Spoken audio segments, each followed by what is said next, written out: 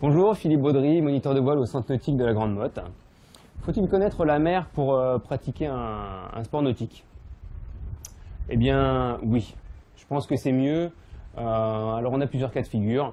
Le premier, ça va être quelqu'un qui habite au bord de mer. Il va avoir l'habitude. Il va avoir l'habitude de venir à toutes les saisons. Il va déjà connaître un petit peu le lieu sans forcément pratiquer l'activité. Donc il va déjà avoir des connaissances du milieu là où il va pratiquer son activité.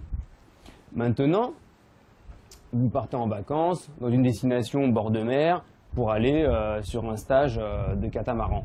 Eh bien, même si que ce soit encadré ou pas encadré par un moniteur, ça me semble important d'aller chercher des informations concernant le spot, donc l'endroit où vous allez pratiquer. Ça peut être la présence d'une digue, hein, évidemment, une digue, des rochers, c'est un endroit dangereux.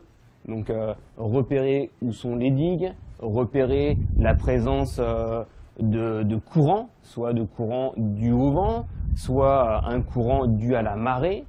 Hein. Nous, dans le sud de la France, les marées, on connaît très peu.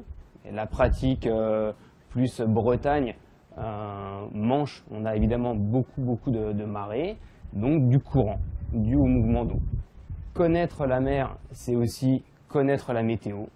Et évidemment, n'importe quelle activité nautique, qu'elle soit motorisée ou non, il faut de toute façon une prise de météo. On ne va pas pratiquer de la voile sous un orage.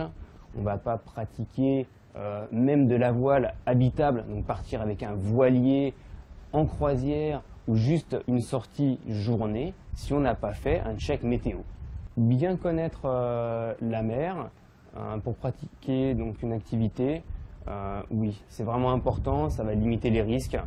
Il ne faut pas une étude approfondie non plus, hein, c'est une prise de météo et se renseigner sur 2-3 points qui concernent le lieu où vous allez pratiquer, simplement. Et ça peut être par le questionnement des gens qui habitent sur place, hein, comme on les appelle, les locaux.